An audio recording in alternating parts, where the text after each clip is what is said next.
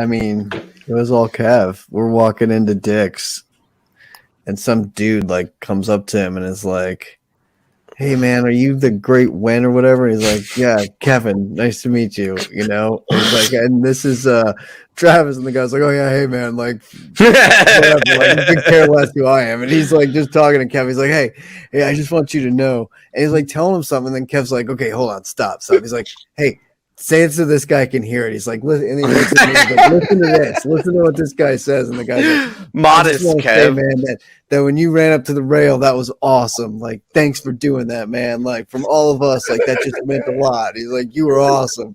And I was like, yeah, he's a real man of the people. And he's like, yeah, man of the people, man of the people. I'm like, he's like, keep doing what you guys are doing. I love you guys.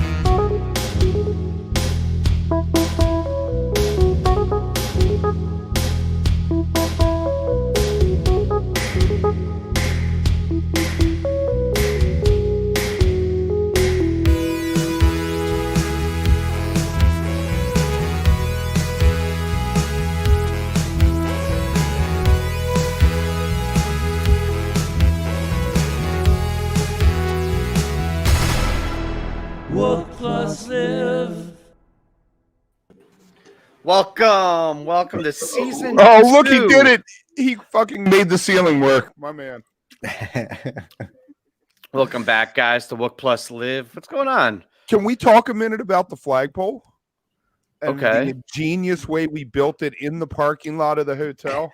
Yeah, so we made it out of PVC, and we got these eye hooks to, grommet the flag to, but no drill. And like big motherfucking screws. Kev here, motherfucker, got a lighter, softened up the plastic. It's not what I expected to start the show with.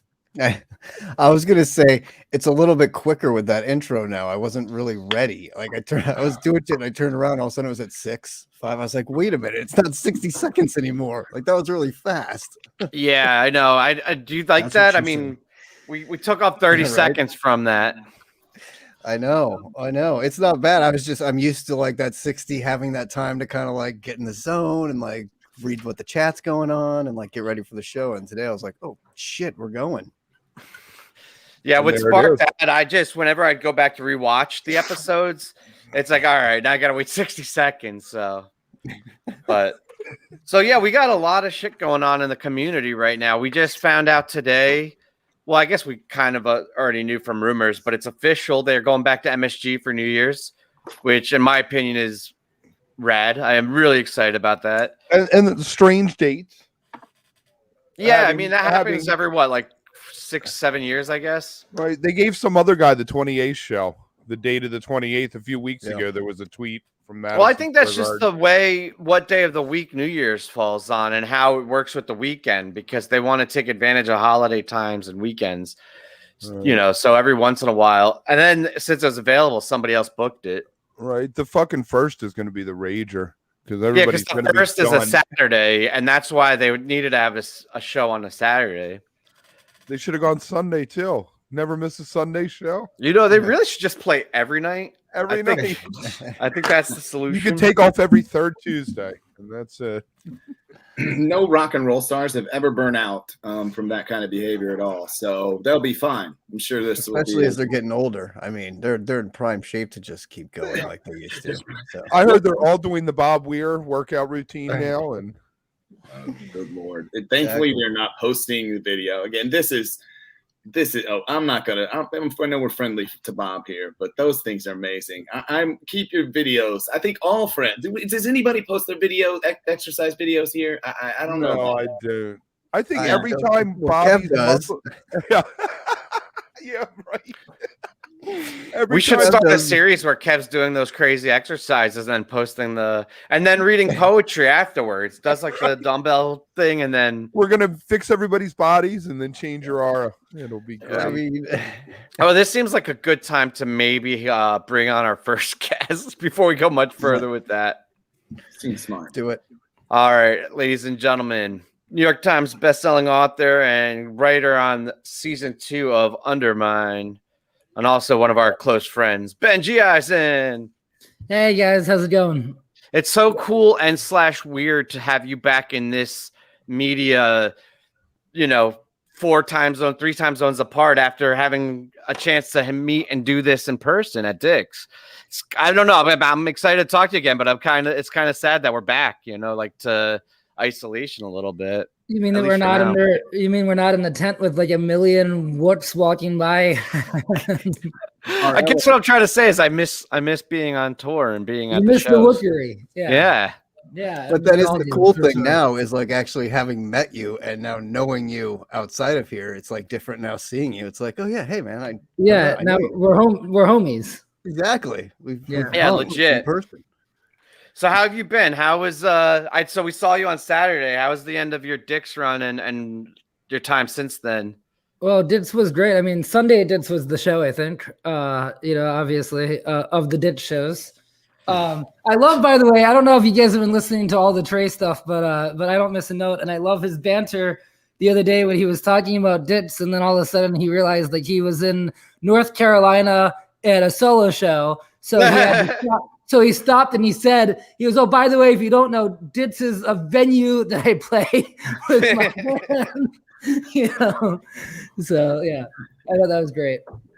Yeah. It is one you have to very much qualify. It has again, our language sometimes doesn't always translate everywhere. And in some ways, in different segments of our crews in different places you might go, there's different words that might not translate. Well, to that point, I got how Venmo has that unfortunate, where, and I always do my private, like if I'm paying someone on Venmo, I think it's stupid to do it publicly unless I want to prank them and say like, for like a hand job in the shower or something. But so it was on that same level where a friend of mine sent me money for Ditz tips. And said Ditz tips, and friend of Ditz tips instead of Ditz pips, and a friend of mine from Hawaii, one of Kreutzmann's friends, actually texted me, and she was like, "What's going on here? What exactly are you getting paid for? And congratulations." Exactly. So one of the reasons we wanted to have you on was to congratulate you. You are now a 2-time Wookiee Award recipient. First for Storyteller, which we couldn't actually give out this year because nobody comes close to your abilities. But and then the second one, you are part of the Osiris Undermine team, and they won Best Podcast. So congratulations. Awesome. Yeah, thanks. I'm new to Osiris, obviously, but those guys have been great, and they've kind of let me do what I wanted to do. So it's been perfect. So is this officially the first official project? Because I know you've been on like Tom's show, and you've been bounced around different. But is this your first official like involvement on one of their shows?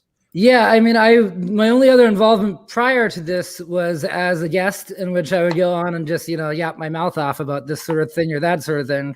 Which you do exceptionally well. But I did I did Under the Scales, and it was like, I think maybe I must have done a line or something right beforehand, because I just talked for 2 hours and so I had to cut it up to 2. But then I just had really, really strong coffee that day. But then I did the same thing for Dawn for Female Centrics, for her podcast. They went on there as a guest, and which was part of the Osiris Network. Yeah. But then RJ, and she's involved with Undermine too, right? Yes, absolutely. And then let's see, Tom and RJ and I started talking about ways that I could be involved, and it was kind of just like very loose, and we threw around some very specific ideas, but none really came to fruition. I saw a Ghost of the Forest show with both of them at the Greek Theater in Berkeley. And during the, right like before the show, we were talking a lot, and as I'm the more I'm hitting the vape pen, the more ideas I started saying. The more that they're hitting it, the more they're going, "That sounds great!" And then 2 years later, and it's crickets. But we're very familiar with that process, by the way, Benjy. I was gonna say, you and I feel like we are at that process. Yeah, we've got that exact same process, exactly. But it's still coming, and we're gonna still keep teasing it. All good things and all good time, So. It's just the pace that needs to be tweaked. Everything else is perfect. So the ideas are brilliant. The pace, not so much. Ideas are great. So I think what happened then was, Tom and I started talking when Undermine the first season came out. I was just texting Tom about, how I was excited about some of the things I heard on there. And we started talking about how, how I should be a guest on the next season. And that was thinking, I didn't know what they knew. And I was thinking, I think we all were, if anyone listened to the first season of Undermine, it seems like the next season would naturally then be Fish in the early 90s. It was going to go. Right. If they kept going with the timeline sequential thing. It felt like it was going to be chronological because they started at the beginning. So, I think with Tom, the texts are basically like when you get to 94, then I would love to weigh in on 94, 95, some of the best nights of my life. And I would love to be a guest. And what's your favorite 94 show? Sits 2294. I don't believe I know that date offhand, but that one is just Columbus, Ohio. It's the motherfucking truth. It's for years the best example that I would give of the confluence of Fish's humor and improvisational skills. So like sometimes confluence. Yeah, well, the thing is that the humor sometimes turns people off because they think it's like a novelty or like They Might Be Giants. And then for the improvisational side, people get that, but like. To me, what makes Fish for a lot of us, it's this combination. They have all these elements, and they take it so seriously without taking themselves seriously, and therefore they're able to do something like something that's truly mind blowing on a musical level. Of like that night, it was like simple to the tune of Catapult while playing Midnight Rider. And then they go into this. I can't wait to listen to this. You're giving me my listening assignment for tomorrow. It's perfect. It's a specific stretch. It's the Sits 2294 Mites groove because they do the Mites on, but then they go into the second. I think it's the second simple that they've ever done. So the audience at that point doesn't really know what simple is, and they're not doing a normal simple. I mean, it's to the tune of Catapult, and then they're playing the Midnight Rider lick, and then they go into what is hands down my favorite Icarus of all time. Were you there? I was not there. No. But as far as I'm concerned, Sits 22 should be a national holiday. Amazing. It's got a big ball jam as well, which is important now in our vaccinated times since we all now have larger balls that we've been vaccinated. Fully engorged. Could they do a big ball jam now, or would that violate COVID protocols? I think we're all doing a big ball jam if you're dancing at a Fish show now. I mean, I think that's the thing. If you're vaccinated, because you got to be now. Especially indoors. It's a shame they haven't done a Dick's big ball jam. Oh, that would have been great. Makes so much sense. They could have broken out the AC/DC tune again. Okay, so let's bring this back to Benjy's relationship. So how did it go from that sharing ideas, not really going anywhere, and having been a guest to being a writer on season 2? So you said 94, hit me up. What happened next? I think what happened, it's a little hazy. I mean, in terms of the step by step, but I think what happened is that somehow or other, Tom was like, we need help. He was like, we need help with the writing. And I was like, oh, well, I think I can help you with that.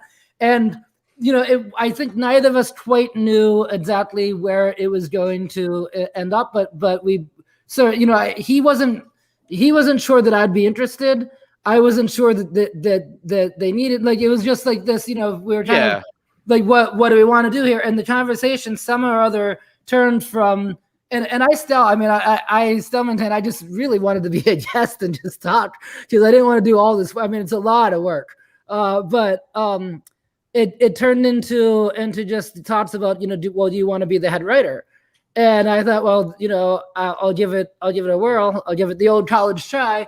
And it felt from the very, as soon as we started actually doing it, it just all of a sudden, it just was like, oh, this is what I should have been doing all along. Like, it's just perfect. And so, and if you don't feel comfortable answering any of these questions, by all means, be like, yeah, no, I don't want to do that. But the whole process is like, was there already an outline and structure and you were just putting the pretty prose to it? Or were you kind of instrumental in helping tell the overall arching story? What involvement in the structure were you? Yeah, so that's something that we've been talking about the process a lot during the past couple of months because it's changed. And that when I first came in, the question was, how involved do you want to be? And they I was very pleased in that they on their side, they were willing to take a chance and let me do as much or as little as I wanted.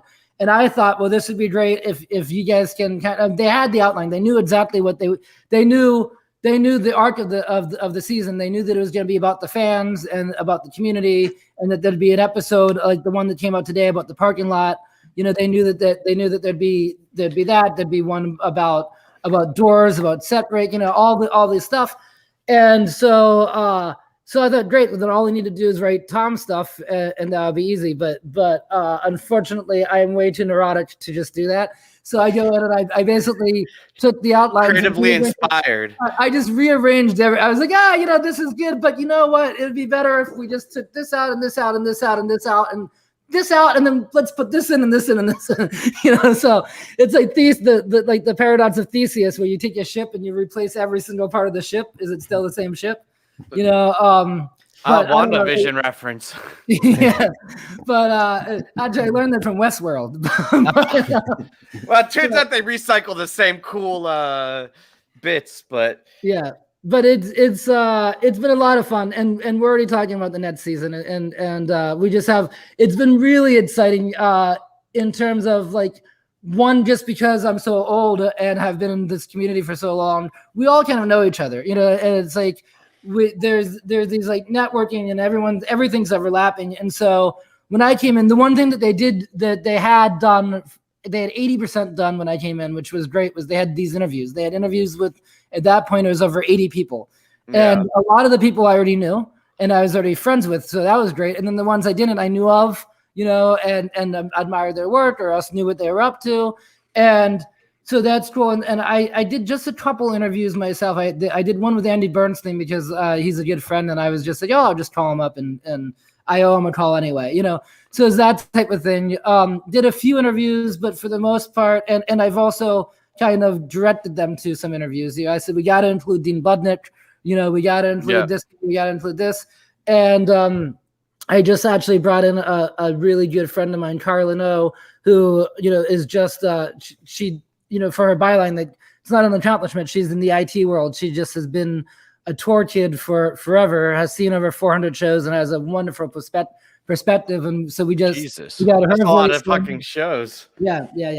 That's amazing. So yeah, I mean, so that's been a lot of fun. It's been great. It's been a work in progress. And the first episode, I kind of thought, listening back to it, it's also cool to have a team where, like, you know, where all of a sudden to hear Tom say my words has been a trip. Yeah, I can imagine, like, the greatest, you know, one of the greatest wordsmiths of our days, and one of all of our heroes, that then you're writing his words is pretty wild. It's crazy because I can quote him. I can quote him, you know, more than I can quote anybody. Definitely any songwriter, you know, and I frequently do. And sometimes, in fact, and this is actually. Did he give you any notes? No, but sometimes I will end up quoting him without knowing it at first, because it's just so natural for me to quote Fish songs that I'll like throw in a little phrase and then I'll be like, actually, you know, he wrote that. so it's kind of and he's steered away from, like, he doesn't want me quoting, you know, like I'll throw in some Fish quotes and he kind of steers away from it because it can have a cheesy element to it. But I just, you know, I don't think about it when I do it. I do that shit. You know, I throw in Fish references. Yeah, I mean, I can see where it could be cheesy, but it could also, if it's subtle, and like if you're Katie Turing it up where like every other line is just an obscure reference that you're forcing in, like, yeah, then it gets kind of like, okay. But like if you just throw it in an appropriate manner and it's like natural, I think it's awesome. Yeah, I mean, I throw in the phrase "time turns elastic" a lot more than I'd be willing to hear that song live. You know, I throw it in all the time, you know, because time does turn elastic, you know. And so when someone's like, "I'm running late," and blah blah blah, I didn't know the time. Oh, time turns elastic, you know. Yeah, for sure. There's a million phrases. I've really been enjoying this season. I'm like really, I don't know what the term is, but today's episode with the lot, I'm egotistical to the point where I can't hear that phrase without thinking of our show, just because every single week for a year we were like the lot, and I obviously the lot has been for decades and decades, but yeah, it's just like every time I heard it or saw a tweet about it, I was like, oh. Well, you guys are on lot. You're fully on lot. They love me. They don't love me. You're the only one. You're the only one from WOOK+ that's had a podcast on Osiris. This is true. What's that one called, Kev? Beautiful Garbage. I still have the sticker. I had a brilliant idea in Nashville. I put one on every trash can up Broadway. They all have beautiful garbage with the QR code. Dude, you killing it. The only time that I've tagged things publicly, it was perfect timing too, is right before the pandemic hit, where a friend of mine gave me these transparent stickers that you put on Purell, you know, the Purell hand sanitizer, but it says Pure L. And it's so subtle, but then you do the double take, and so if you try to use the hand sanitizer, it dips, and you thought you might be getting LSD instead. The Pure L and the Clean X. Yeah, totally. Yeah. Excellent. Well, yeah, the new episode is incredible. I love all the lot sounds of it. The production is incredible. Again, the words, I thought one in particular jumped out at me was when you were talking about the prices on lot, right? And how, it's kind of changed, right? So, I don't know if you wrote this line, but again, it's so good, 5 for $20, no deals, we're talking about, it's a swindle, an extortion. Shakedown has a lot of meanings, right? It's got different, means different things to different people. One of those meanings is extortion, right? Or swindle. It's like 5 for 20, no deals, that kind of lives up to the definition, right? That may apply. So, I mean, that's an incredible line. And I know we've hung out on a lot. And I don't remember if we had this conversation of the $40 balloon, but I do think that's relevant. The infamous. That was the only thing we talked to Benjy about. We could have talked about a wealth of knowledge with Billy and the kids or fish knowledge, and all we talked about was $40 balloons. We definitely talked about the $40 balloons. And in fact, I remember going back to taking an informal survey with my friends, going, would you guys pay $40 for a balloon? And I think every one of them said, yes, but it wasn't like it was like, yeah, man, of course. It was like, well, if it's worth it, and if it's really twice the size. If it's good, it depends how bad the other gas was. But it's funny because when I wrote that stuff, like Tom gives me some feedback, and if he doesn't get a joke, he'll ask me to explain it, or like he changed. And this actually was he changes maybe 3% of it, and the rest he just lets go. But he did change one thing for the best, and that's that we were talking about things on lot that you might do, like if you're running back to your car to grab things, and he said put your night shades on, which instead of what I had there, and that was great because everybody mishears blaze on and thinks is you put your night shades on when it's the night shades, and that was controversial. So it was kind of like a little prank with him actually doing the improper one. He's just like Trey and the rest of the band. He's a troll at heart, right? Like in the best kind of way. Yeah, totally. And so, well, it's been fun writing his trolls, but I don't know if he gets them all. Like that, the 3 for 20, no deals. He don't know what he's saying. I don't know. I never asked him if he understood, because it was like we start off by talking about beers. It's like 1 for 3, 2 for 5, and then he goes or 3 for 20, no deals. And then I don't know if he I don't know if he knows what he's, because I was just like, well, as long as he's gonna do it, I'll just let him go with it, So I wonder when the last time Tom had like quote unquote normal lot experience, because like I would make him pay if he came up to me and was like, "Can I get a beer?" I'd be like, "1 for 5."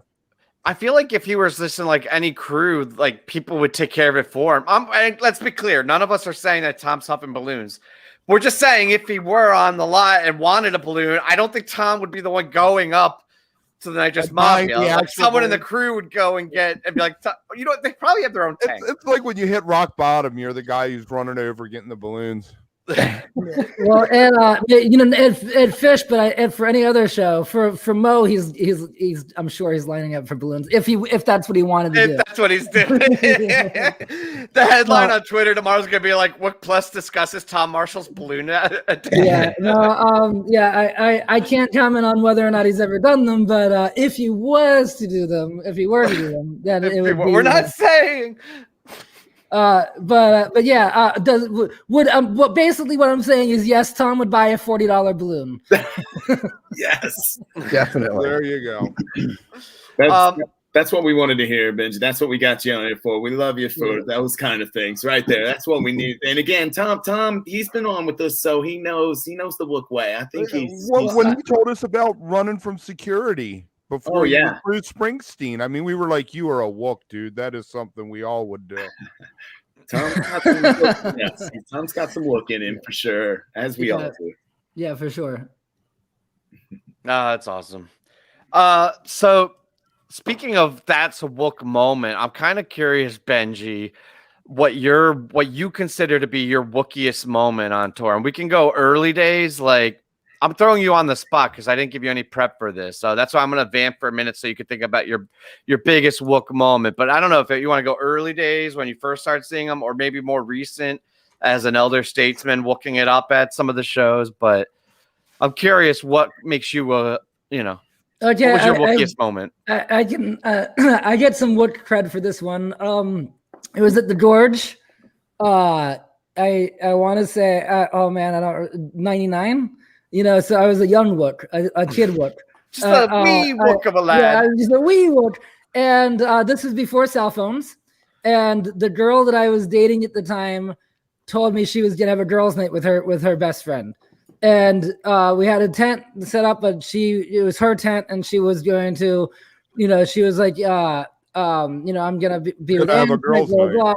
Yeah, she was having a girl night. So I said, okay, and I had my tent was in the car that like we weren't even in the same ride together because that right there is a WOOK relationship, by the way.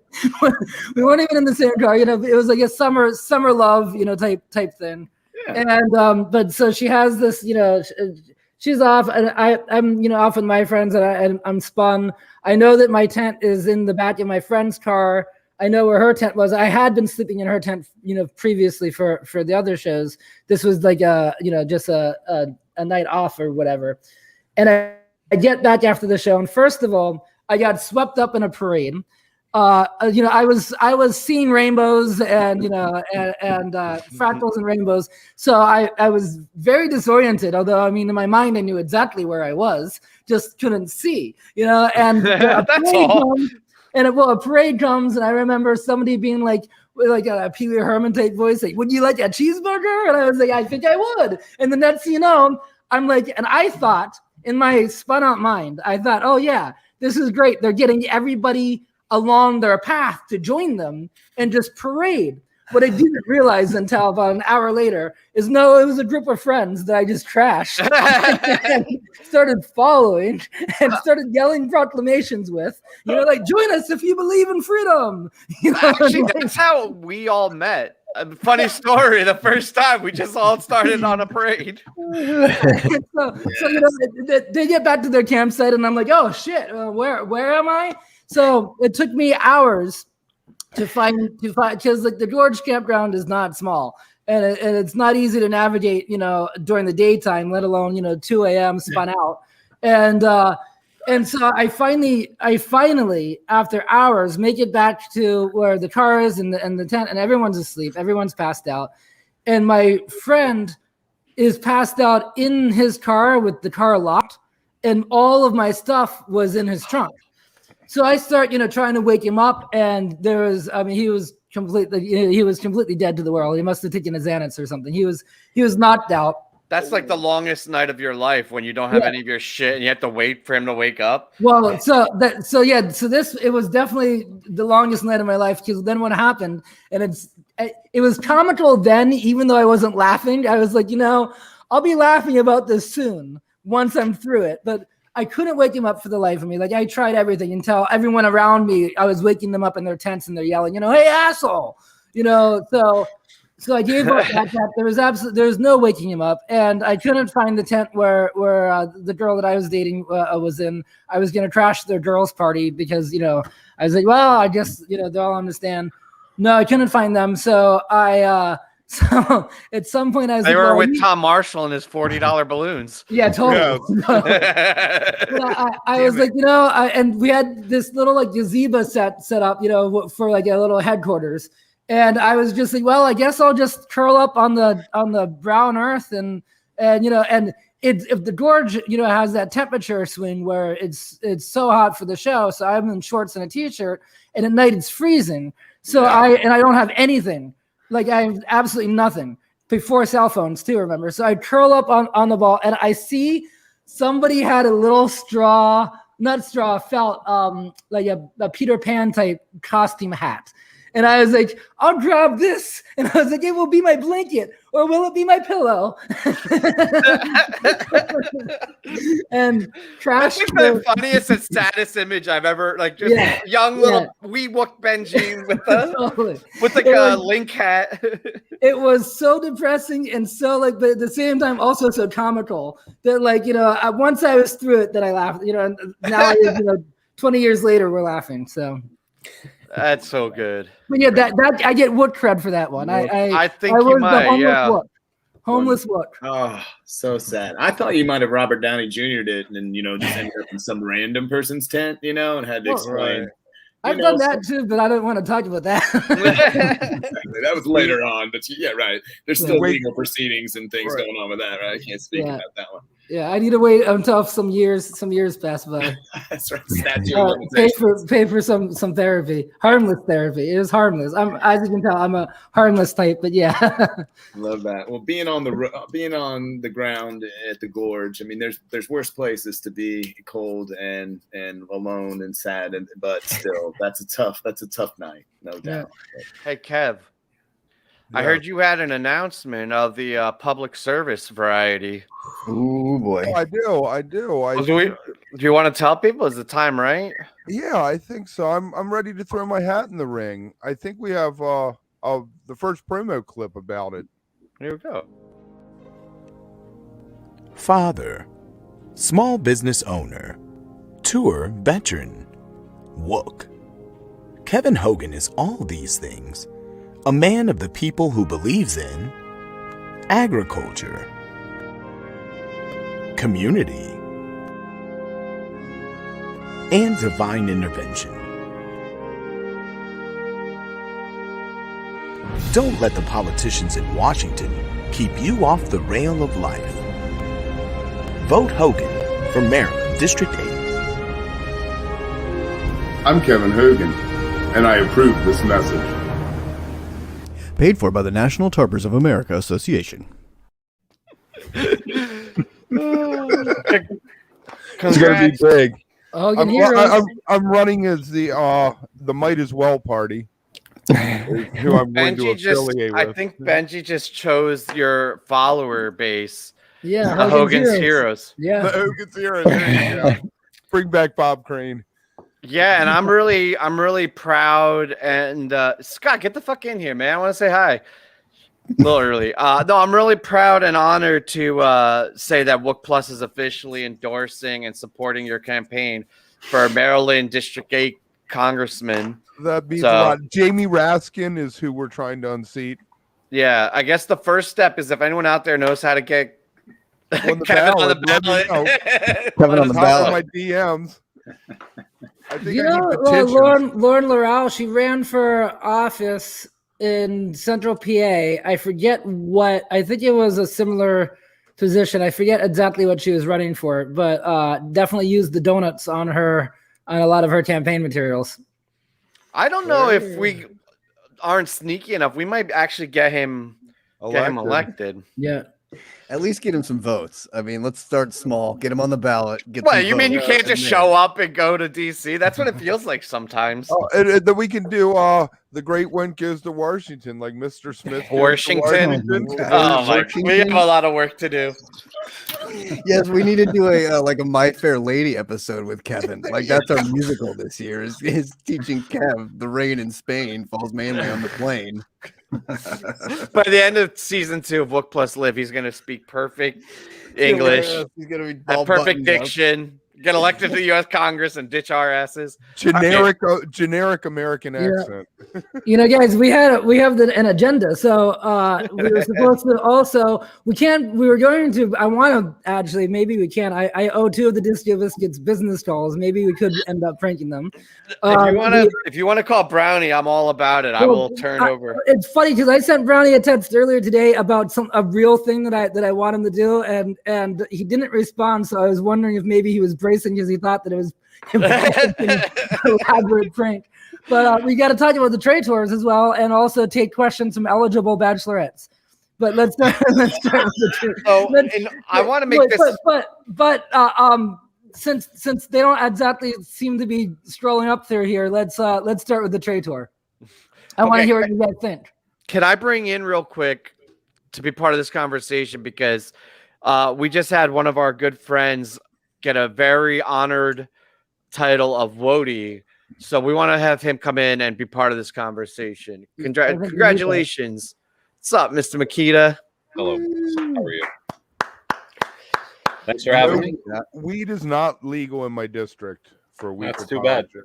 It will be if you get elected. Wait, that's not how that works. Oh, it will be. Weed is legal here. 100%. I tell you what, I saw a Met show. Wait. All right, go ahead. About trade tour. I saw the Met show with the horns, and I'm really really excited. Saw the show where everyone got infected. Yes, and then I'm going Friday to see him at the Anthem with Fishman playing drums, which is cool because the last time I saw Trey there, it was with Fishman on drums for Ghost of the Forest. So I'm really excited to see how it sounds. Those set lists, the 2 nights that it was just the 5 of them, the quintet, I was digging that. It sounded big and fat, and And Trey sounded pissed off, which is great. He sounded like, he had quite a, especially the first one, he sounded like he had quite a day, because he had to send his horn section home. Which and sucks. So we took it out musically, and that, sucks. It sucks, but it's also kind of great for the music. What you got, Mikita? Yeah, what's your take on Tab? Or I guess it's just Trey. Neo Trey Tab. I like J-Fab. I love the horns. I do. I love the background. I love the backing vocals from the girls, and at the same time, have you listened to it with recently the show they just had? At the same time, I like what I heard from them without the horns and the backing vocals as well. Like when it was like the quintet, there was nobody else singing. It was just Trey. And that was a little different to hear, because even with Fish, he's got Paige and Fish and Mike, they all sing. So it was just kind of weird to focus just solely on Trey singing for the most part. But the jams were great, minus the horns. And then honestly, I listened to last night, just him solo acoustic, man, and I fucking love that shit. I just do. I don't know. I could listen to Trey tell me stories all night long. Yeah, I can't imagine being one of the fans that would be really butthurt about it, right? Like going and getting that special experience, because there were some fans that were like, "Oh, this is a ripoff," right? But at the same time, I'm also kind of getting to the point where I'm like, Trey, man, get the fuck off the road for a little bit. But he's a man. He's a real man of the people. He's fucking out there doing it for us. Yeah, but he is also just a man. That's the whole point. I think he's doing it for himself because I think he doesn't need the money. But he is an addict and he's addicted to performing live. We're addicts too. We're addicted to him performing live. And so we're kind of enabling each other. And he said it himself last night at that show. He said, he really had a hard time. I mean, I think a lot of us did, but he really had a hard time being in his man cave and not being able to perform in front of a crowd. And so I think that has definitely. He could have come on WOOK+. I mean, you want to perform. Last night he was in tears for our man Zizix. Yep, that's true too. Friend of the show who is in the hospital now. We want to send our love out to him. Yeah, we do. We do. You got to think it's weighing on him though, because he's also highly intelligent. He has people super close to him going through a hard time with it. It has to be I don't think it's just he just oh, I'm definitely doing this. This is a clean cut, easy decision. It has to weigh on him. I'm sure. Yeah. Definitely. I mean, especially because in some ways, you know, he he's the type of guy that takes responsibility for things, and you know, he's in some ways responsible for 2 people getting COVID right now. A lot more than that if you count all the people in shows getting it. But you know, but his band, because he's as the band leader, even though he's not really responsible as the band leader, it was because of him saying, "Oh, we're going to play the Met, which is indoors. It's riskier, but we're going to do it anyway." And you know, and I'm going to lead the charge. And so I'm sure that that's all weighing on him. They've done it as safe as possible. And I also think that, you know, I mean, I wear a mask, you know, especially for an indoor show. I'll be wearing. Well, it's on the MSG, right on the tweet about announcing it. It says wear a mask. It said it at the Met. You had to wear a mask. I lost my mask. Don't shoot me, anybody. Sometime during the show, and at the end of the show, I stood in the lobby for 20 minutes with the guard. No one said a word. Kevin! There it is. You know, this first episode, it's like we're getting back into the groove with Liv. It's like we had a little bit of time away. I got to remember the tools. Is that your pedal? Oh yeah, they actually started. At first. Yeah. So I have a couple more things I want to talk to both Benjy and Scott about. But before we do that, first, I don't know about you, Scott, but a lot of people have been asking me how they become WOTY. Have you gotten that kind of inquiry about like what you needed to do or what qualified you to become the 3rd WOOK of the year? Well, I had a thought about it. You want me to finish the setup? Come on, you're supposed to say yes. People It's all right. It's your first train. Did you train? time on. How have your No, honestly, I fucked that up. I think I fucked up the setup for the setup. So what we ended up doing is we had Mikita record his first 100 hours which of aren't his over yet, administration. up till now. 100 hours, are they over? So we thought that by documenting Mikita's first 100 hours of WOTY, it would help inspire young WOOKs out there and lead them on a path to eventually becoming WOTY themselves.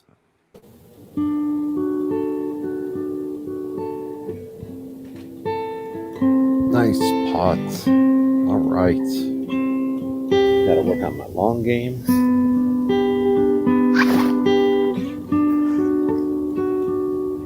Take the sauce, we pour it on. And we mix it in. And we got ourselves some chopper. Fuck.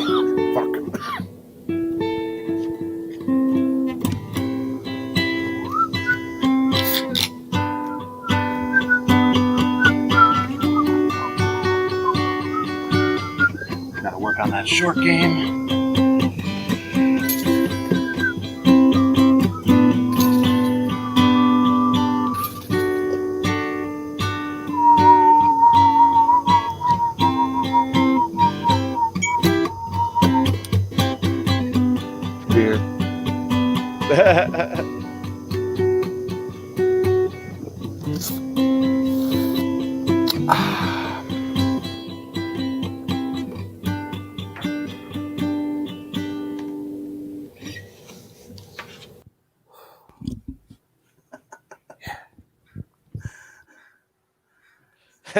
It's tough being WOTY. I'm I'm all on board for that. I'm very confused because I thought that WOTYs had like a certain quota of gravity bong hits that they needed to do during their first 100. Normally, we're going northeast, east coast gangster WOTY now with blunts and joints and saving the bong rips for the west coast WOTYs. Speaking of, welcome Skoi, our outgoing administration. What's up, y'all? It's good to see you guys. Missing you guys. Skoi, we were just talking about Tab. Before we move on, do you want to give any of your thoughts? I know you've been on My Morning Jacket tour. Oh my God, last night was so fucking good. Jesus. Is this working? I haven't set my studio up in 5 months. You sound you guys great. hear me? It's good enough for our WOOK Plus. I honestly really thought Tap was fucking great. I mean, it was just this like excessively rhythmic forward kind of monster that just popped out of nowhere. I love the horns. Don't get me wrong. Never, ever, ever will diss the horns and the woman's voices, the female vocals and whatnot. But I actually really enjoyed it. I really enjoyed it. I've been playing a lot of the Steam. The MoMA obviously is fucking fantastic. And honestly, I'm not a huge 46 Days guy, even though I love the song, but that one was really, really good. Really good. To me, it was really interesting that he opened up the first show without the horn section, 46 Days, because this tour, he's used it. It's, I think, the song that they played the most, and he used it as a showcase for his, like, for lack of a better phrase for it, is the 4.0 guitar heroics he's doing, where where he has the Jedi pedal and he's using the synth, the level 6 or the line 6 pedal, where he makes his guitar sound like a synth, and the long. Which, by the way, I'm gonna pause you for a second. All tour, I thought Paige grew an extra 2 or 3 limbs, and it turns out the Jedi just learned some new tricks. I mean, I still love Paige, but I thought until that video came out that it was Paige. I had no idea that was Trey. A lot of people, I mean, people that said, "Oh yeah, Trey's been really lazy this tour. He's been laying back." And no, he's been. Mike and Paige have been doing everything, but really, it's just Trey doing the whole band. He makes his guitar sound like a synthesizer. That's why he did the video. He was trying to cut down on the negative criticism there. Desron also has a bass synth pedal out with him, which, you know, Tony Markellis never would have done anything like that. It's just different styles. And Mike also has, I mean, his bass, he's for years now, he's had the balls and pedals that make his bass kind of sound like a synth. Leading up to the question of, are they preparing to do an album maybe or something in late October where there's less guitar and more synthesizer, because all 3 melodic instruments in Fish can now sound like synthesizers, like a European dance band. I'd be so down for it.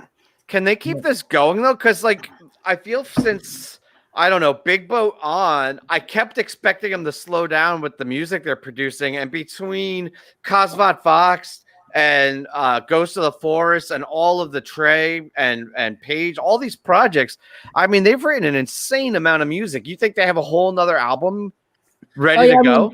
I mean, I think that Trey probably wrote 5 albums during quarantine. Yeah, he has boxes of albums. It's like that phase. The next 3 albums are going to be from the same writing period, kind of like the Before Billy Breathes, right? Where that infamous writing session that led all the way up through a farmhouse. That they almost lost the tape. Yeah, that's what that's the 4.0 Renaissance is going to be all the shit he wrote.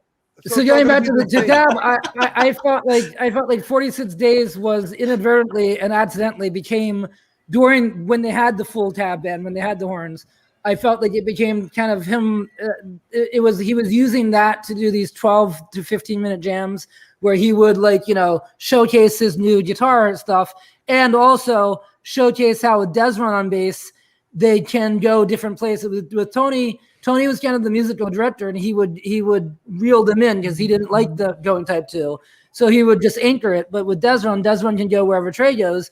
And so I think they were using that. And so I thought it was no coincidence that the very first song on the very first show without the horn players, he comes out and does this monster 46 Days where he's just trying to show everybody. It was almost like he was trying to prove to people that were like, "Oh my God, the horn players aren't here." He's like, "Oh yeah, well, fuck you guys."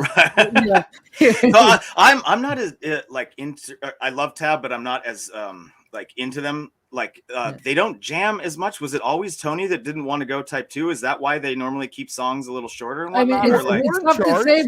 It's tough to say, but stylistically, Tony, his whole thing was he was always in the pocket, and he just wanted to repeat the same line, which means you can solo on top of that. But the type of jamming that we all love is that you're talking about is when the whole band is kind of moving, you know. And but when you have the patience that Tony had, it almost takes it to another level where it goes back past type 1 to like type -1, and it's amazing in its own different way, right? Because it's not just like a Zach Brown band, like just sitting on the Type 1 for like 8 minutes, and it's good, but then it goes off. Like Tony would fucking rock in that pocket. Oh yeah, for like a super uncomfortable amount of time. Yeah, like to the point where it got spacey and weird over it, right? Which is really cool. Sand, Missed It Completely, First Tube, Jaboo, you know, all those songs from that first 99 Trey tour where literally it was just Russ and Tony setting it up for Trey to shred on top.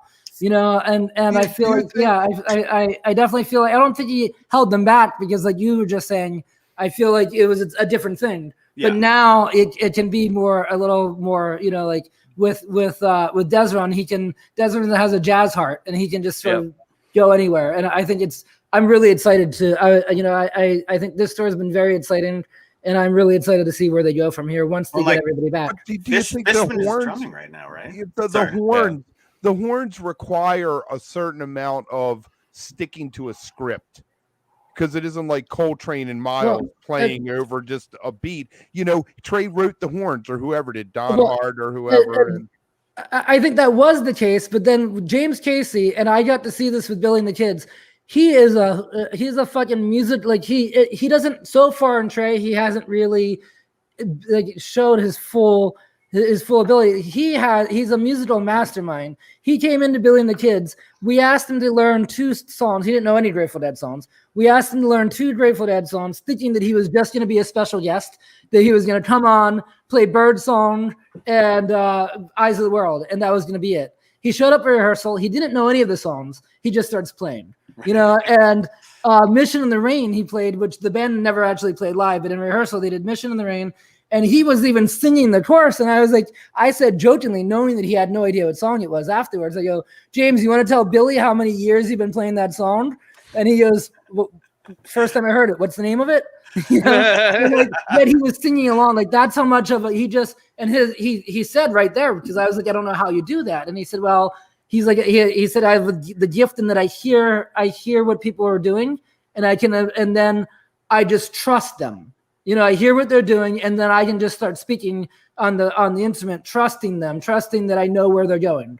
You know, and to be able to do that in a band that doesn't even know where they're going and can take turns and stays right with them. Impressive. His ears are huge. You know, he listens and he never plays just to play. He always plays because he has some. You know, my appreciation of him is just through the roof. So I think with him in the band and Desron, when we get the full tab back, they're gonna be unstoppable. I think they're gonna have a whole new era. Right. Can't wait. So today, Fish announced that they are coming back to MSG. I brought this up at the top of the show, but now I have 2 WOTYs and a Benjy. So I'm curious, A, if you guys think you're gonna be making it, because I can't wait to see you all again. And B, I don't know, whatever you want to say about MSG. I fucking love MSG. I love New Year's. Well, Scott's already giving me shit about making it. So don't tease us is all I'm saying. I'm gonna go, man. Publicly saying like, oh, I'll come for Goose, but I don't know. Well, I got a Goosemas ticket, so I'm definitely flying over there for that, and then I got to make a decision on if I'm just going to stick around the area for a week. Hang out for 2 weeks. But I can't miss Christmas with the fam, so it's like I got to get back here for. So you sell the Goose ticket because it's Goose. Yeah. And then you love the fucking What are we talking about? I want to go to Mohegan Sun. Plus, I love Goose, so I'm gonna try and do it. But I'm also trying to figure out if I'm even gonna make fall tour right now. You can be a bi-coastal WOTY. Sponsor anyone? Anyone want to sponsor? I keep forgetting that they still have a whole fall tour ahead of them too. It's like it's weird. We're in tab mode. Yeah, let's drag Fishman out on the road. For a few more days. Did you guys see this weird thing where Ticketmaster's thing for the forum said that they're like moving it to the parking lot or something? Nice. Yeah. I'm going. Yeah, I don't know. Parking lot. I saw that. I don't know how credible it is, but I did see that. I do know what is credible is that as of maybe a month ago, I know that Fish had holds for outdoor alternatives. For some of their fall shows, for San Francisco, I think. At this point, I don't think, you know. I think that maybe regulations would have to change in order to make them change, because if they're not being forced to, I don't see them doing that, especially with them just announcing MSG. But so I don't know with the forum. I mean, I think I personally would much prefer that they move outdoors for the fall. You know, I'll be there either way. Right. But Vegas, move move outdoors to the fairground in Vegas, and it holds 40,000 people. We Yep, all that's get right. to come to Halloween then. Yeah, that's right. That's right. That would be dope. Those tickets are still really there's hard to places they can move all there's viable. That's the thing is that fall on the West Coast, you know, it's still beautiful out here, and will be in California, and in another month from now, being out. I mean, I just saw the jacket outdoors at the Greek, and you know, it was perfect outdoor concert weather. How far are you from San Francisco now, Benji? You just moved out of the city, right? Not too long ago. I moved out of the city, but I'm about an hour north. It took me to get the jacket. It took me like an hour and 10 minutes. So live on international TV, if I make it out there for San Fran, can I crash with you? Yeah, if you don't mind doing the commute both nights. It's all right. I did that for Hershey. I'm about an hour outside of Hershey, and where are you? Where are you? Well, I'm in between Hershey and Philly. I was similar to you moving outside. Where specifically? Because you know, I was in Harrisburg for many years. We were on international television. Right, Hershey Park. You went to Hershey Park for your. I live in Douglasville. Right? It's called. Okay, yeah, I know Douglasville. You went to Hershey Park or something and started writing about it after that. Didn't you tell us that story once? Yeah, Hershey was my very first paid gig. Was $75 to review Hershey right before the Clifford Ball. Wow, Kev, you got a great fucking memory, man. Jesus Christ, we gotta bring something Boomer back. Hell yeah, that was a good one, dude. Wait, Benji, are you in SR now, Santa Rosa? I am in Sebastopol. Oh, sweet. I love that area. I gotta get out there. Holy it's fucking. So Benji, are you going to Sacramento and San Francisco? I am. Nice, me too. Cool. I will see you there. Yeah, we gotta meet up. Fuck Wait, yeah, who of WOOK+ is still making it out to? Well, I know Travis, but like anybody else making it out to any of the shows? Fam, are you still doing LA or? Oh no! I want to go to Halloween. If anybody can get me a ticket, I'll hop on a plane. Skoi, it really depends. It really depends if Benji legitimately will host me. I won't put him on the spot again, but I'm gonna hit him up at some point off air, and I may be out there. The WOOK Motel is always there. The WOOK Motel is always there. Where are they at? They're nearby, Santa right? Rosa. Santa Rosa. Yeah. It's quick and easy. Scott, you making any snowfall tour, right? Not out there, man. Right. But you'll be at MSG with us, right? No, are you in Santa Rosa? No, I was just down there after the fire whole thing happened and whatnot, but I'm back in Seattle right now. Oh, word. As much as I don't really want to be back up here, but but your record collection looks fucking fantastic. I need to touch them, and the Skoi cast needs to happen again sometime here. That soon. is a record collection worthy of a WOTY. It's a WOTY, man. It's a WOTY, which I love that Scott fucking coined that term. Oh, look at all those babies! I love them. I miss them. Still don't understand. I don't understand what the Post-it notes are all about, but yeah, that's my shitty old school naming filing system. Genres, artists, a bunch of. So you just don't do alphabetical. You do by genre. Fuck no, not when you're electronic DJ. You got to go by BPM and a bunch of other stuff. Can I make a news announcement? Yes, please. In Pittsburgh, Pennsylvania tonight, Trey Anastasio band's first set was a 4-song set. 46 days, Blaze On, Undermined, and Ghost. Holy shit. What are you doing watching this? You gotta go listen to Trey. I just got a text, and I think Scott Martz tweeted it, and Brian Brickman just sent it to me. But the wonderful thing about being on the West Coast is that for all these trade shows and for Fish as well, but for Fish, I'm watching them. I'm if I'm not there, I'm now these days I'm web streaming. But for these tab shows, by 9 p.m. my time, the show from that night's up. So I've been listening to the shows the night of, just with the time zone difference, which is great. So I imagine I'll be listening to a 4-song set tonight. That's crazy. All right, guys. I hate to say it, but it's about that time. Benji, any last words, thoughts of wisdom, plugs from you? I'm looking forward to that 2-song second set that they're about to do.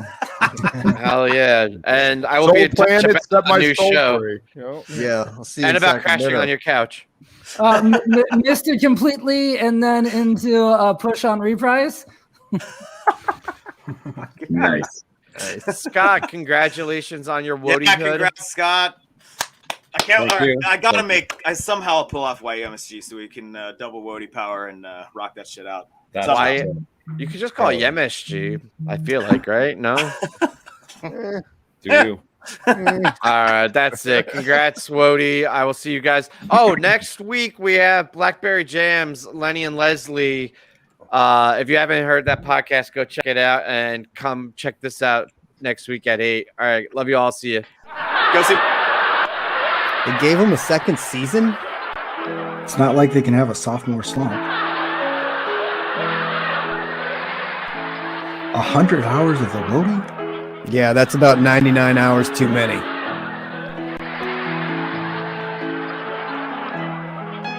Are any of these credit names real?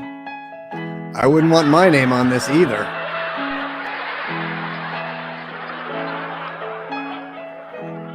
How is Hogan a man of the people? The animals didn't want him.